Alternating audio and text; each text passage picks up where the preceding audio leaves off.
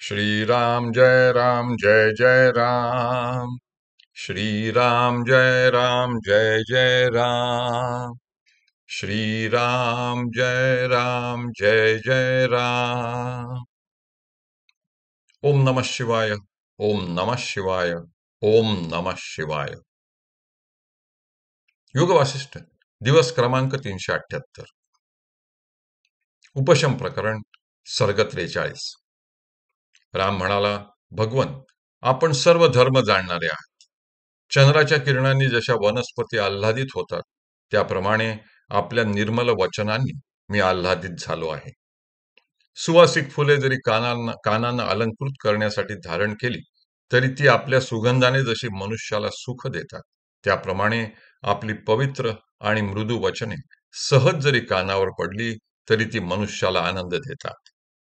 गुरुवर्य, पौरुष प्रयत्नानेच सर्व साध्य होते, असे ज्या अर्थी आपण पूर्वी सांगितले आहे, त्या अर्थी मी विचारतो की माधवाच्या वरा वाचून आत्मप्रयत्नानेच प्रल्हाद जागृत का झाला नाही? वसिष्ठ म्हणाले, राघवा, महात्मा प्रल्हादाने जे जे प्राप्त करून घेतले, ते सर्व स्वतःच्या प्रयत्नानेच प्राप्त करून घेतले, इतर कशानेही नव्हे. आत्मा आणि नारायण हे शब्द एकरूप आहेत. त्यांचा संबंध तीळ आणि त्यातील तेल यांच्याप्रमाणे भिन्नतेचा नसून अभिन्नतेचा आहे. ज्याप्रमाणे वस्त्राला सोडून त्याचे शुभ्रत्व नसते आणि पुष्पाला सोडून त्याचा सुगंध नसतो, त्याप्रमाणे आत्म्या व्यतिरिक्त नारायण म्हणून कोणी निराळा नाही. कारण जो विष्णू तोच आत्मा आणि जो आत्मा तोच विष्णू होय. विटपी आणि पादप हे वृक्षवाची शब्द ज्याप्रमाणे वृक्षाचे पर्यायी शब्द आहे, त्याप्रमाणे विष्णू आणि आत्मा हे शब्द आहेत.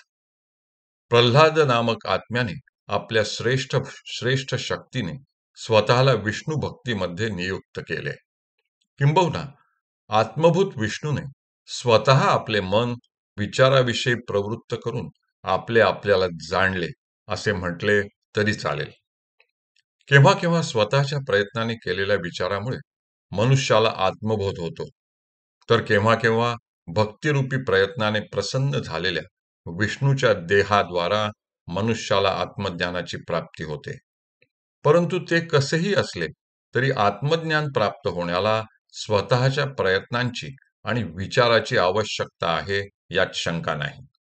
कारण ईश्वराची पुष्कळ दिवस आराधना केली आणि तेणे करून तो प्रसन्न झाला, तरी सुद्धा तो अविचारी पुरुषाला ज्ञानदान करीत नाही.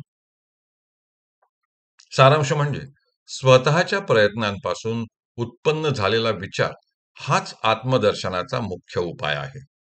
वरप्राप्ती आदी करून गोष्टी हे गौण उपाय आहेत.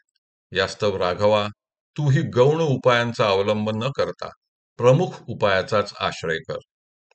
तू प्रथम आपली इंद्रिये बाह्य विषयांपासून परावृत्त कर आणि स्वस्वरूपाचा दृढ अभ्यास करून आपली बुद्धी नेहमी विचारप्रवण ठेव.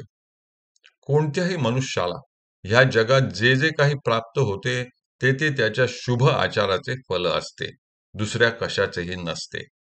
यास्तव पौरुष प्रयत्नांचा आश्रय करून इंद्रियांवर ताबा मिळवून तू संसार समुद्र पार करून परमपदापर्यंत जाऊन पोहोच. मनुष्याने स्वतः प्रयत्न केल्या वाचून जर त्याला ईश्वराचे दर्शन होऊ शकले असते, तर पशु पक्षी इत्यादिकांचा देखील त्याने उद्धार का केला नसता? तसेच शिष्याने स्वतः प्रयत्न केल्या वाचूनही गुरु त्याचे अज्ञान दूर करू शकला असता, तर उंट, बैल इत्यादी जनावरांना देखील त्याने आत्मज्ञानी केले असते.